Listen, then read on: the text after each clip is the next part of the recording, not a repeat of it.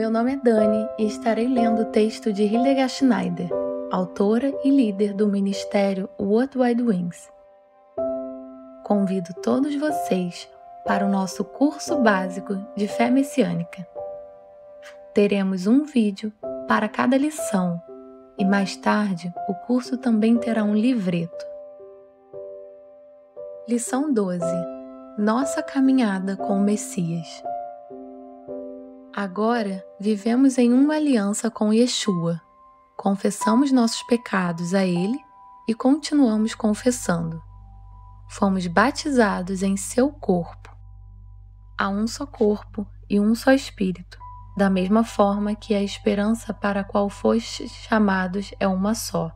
Há um só Senhor, uma só fé, um só batismo. Efésios 4:4-5. Nele, o edifício inteiro, bem ajustado, cresce para ser um templo santo no Senhor, no qual também vós, juntos, sois edificados para a morada de Elohim no Espírito. Efésios 2:21-22. Para muitos de nós, é verdade que muitos em nosso meio se converteram em um sistema religioso que difere em muitos ensinamentos das instruções de Yahvé. A conversão pode ter acontecido de várias maneiras, mas Yeshua está nos chamando em nossos dias, assim como chamou os discípulos, para fora do sistema religioso existente. Portanto, muitos são chamados, mas poucos escolhidos. Mateus 22:14.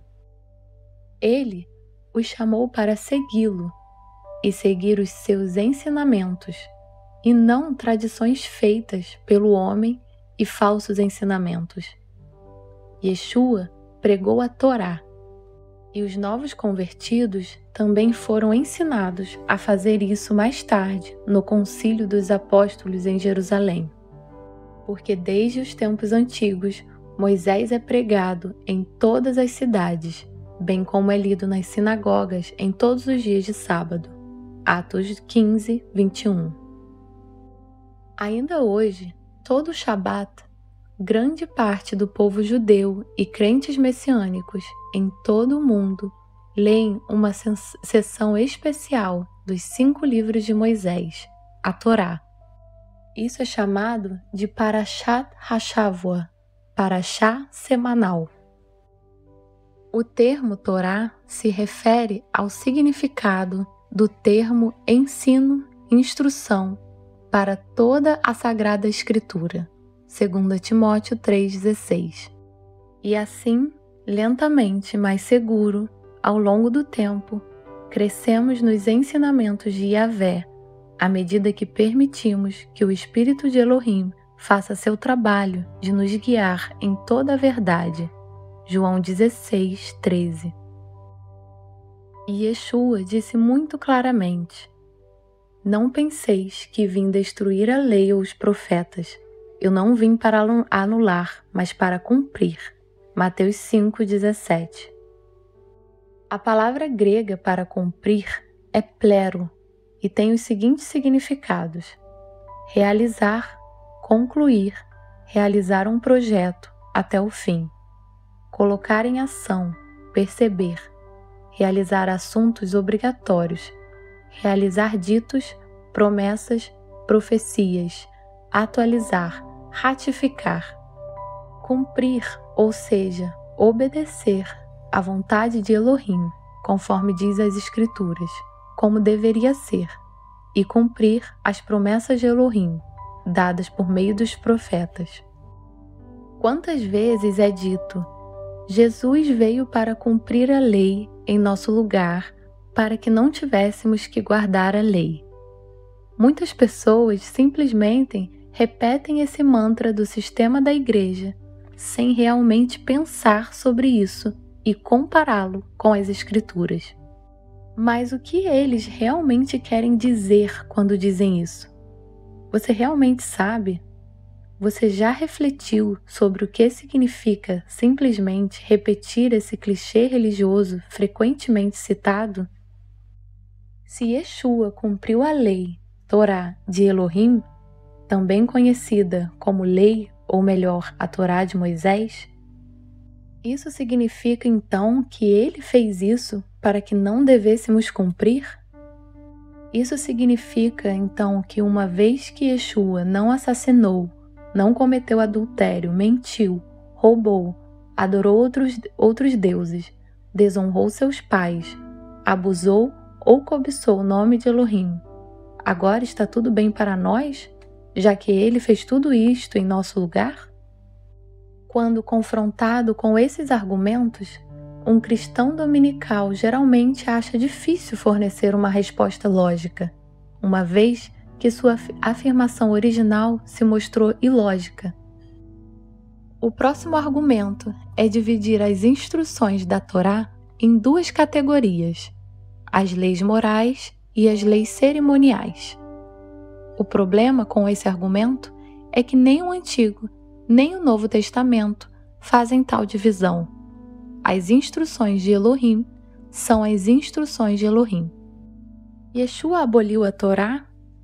Se, como ensina a teologia cristã tradicional em relação a Mateus 5,17, Yeshua veio abolir a Torá, vivendo-a perfeitamente, cumprindo e assim livrando os cristãos de terem que vivê-la, libertando-os violando as instruções da Torá sem experimentar as punições, então por que Yeshua, no versículo seguinte, faria uma referência tão forte à natureza duradoura da Torá?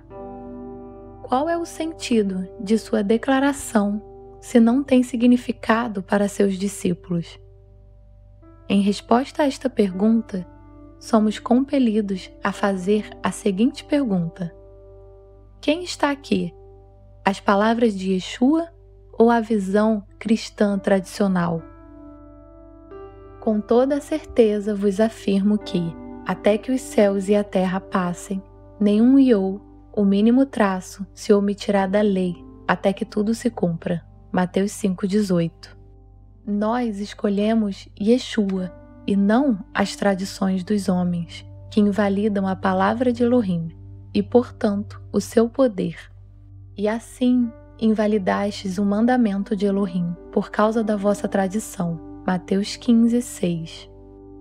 E se Yeshua, o Messias sem pecado, agora vive em nós e somos chamados a permanecer nele, João 15,4, então o que ou quem deve ser expresso através de nossas vidas?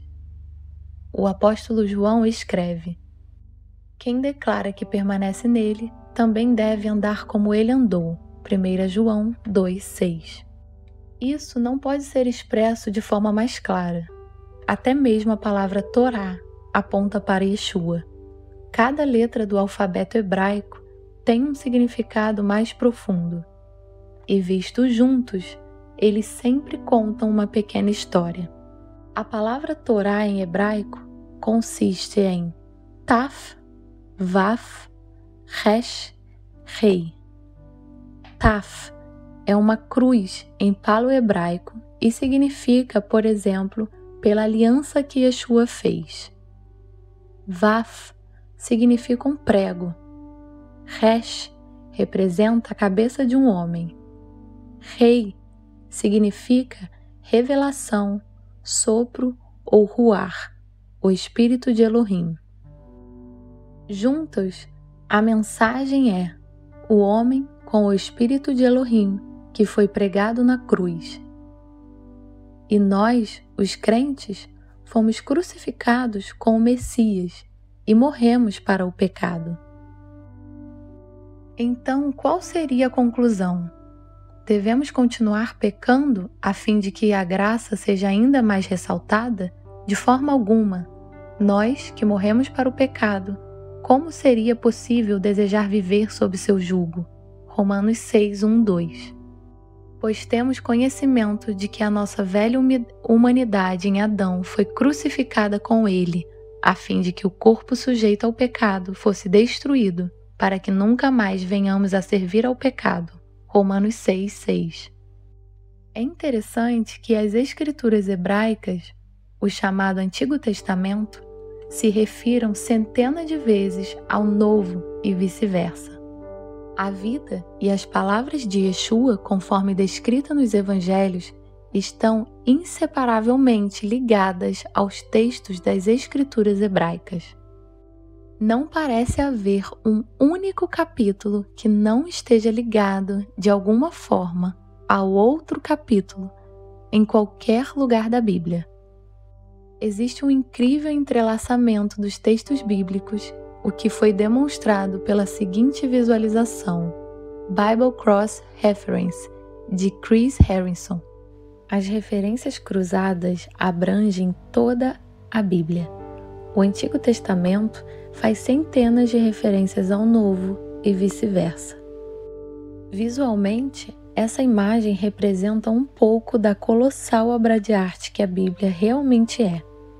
Abre aspas. Esta imagem é uma representação gráfica de referências cruzadas entre os versículos da Bíblia.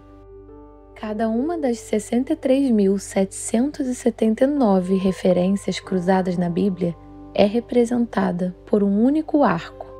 A cor corresponde à distância entre os dois versículos, criando um efeito de arco-íris.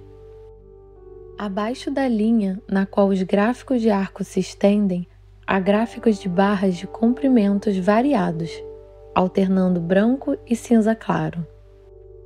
Eles representam os capítulos individuais da Bíblia, começando com Moisés e terminando com a revelação de João. O comprimento vertical corresponde ao número de versículos do respectivo capítulo. No meio, é fácil identificar o Salmo 119, que é o capítulo mais longo da Bíblia. A ilustração mostra o chamado Antigo e o chamado Novo Testamento estão profundamente ligados e entrelaçados. A ligação entre o último livro da Bíblia hebraica e o primeiro evangelho não é imediatamente aparente na ilustração. A Bíblia tem 66 livros, mas é uma palavra de Deus. Neste link a seguir, a imagem pode ser visualizada em alta resolução e ampliada, revelando ainda mais a beleza e a complexidade da interconectividade dentro da Bíblia. Os termos hebraicos para os 5 livros de Moisés são Gênesis, igual a Bereshit, no início, Êxodo, igual a Shemot, esses são os nomes, Levítico, Vaikra, e ele chamou, Números, Bemidbar, no deserto, Deuteronômio, Devarim, palavras. No início, Shemot, Yahvé planejou uma morada para si mesmo na terra. Ele chamou diferentes pessoas, como Adão e Eva, Noé, Abraão, Isaque e Jacó, e os 12 filhos de Jacó, para envolvê-los na responsabilidade. Em Shemot, aprendemos então onde Yahvé queria habitar, ou seja, no tabernáculo, e ele desceu no Monte Sinai para o povo de Israel. Em Levítico, aprendemos como nosso mundo físico deve ser infundido com instruções divinas sobre o nosso trabalho, nosso tempo, nossos dias de festa, nossas roupas, nossa comida. Também aprendemos sobre os sacrifícios como uma sombra da morte sacrificial de Yeshua. Em Bemidbar, no deserto, o povo é preparado e testado. Em Devarim, os israelitas são novamente lembrados de todos os ensinamentos antes de entrarem na Terra Prometida. E assim é a nossa caminhada no deserto aqui também. Toda a nossa vida deve ser embebida em instruções divinas, santificada e testada em nossa conduta, em preparação para um dia encontrar o Messias em sua terra. Sejam todos ricamente abençoados.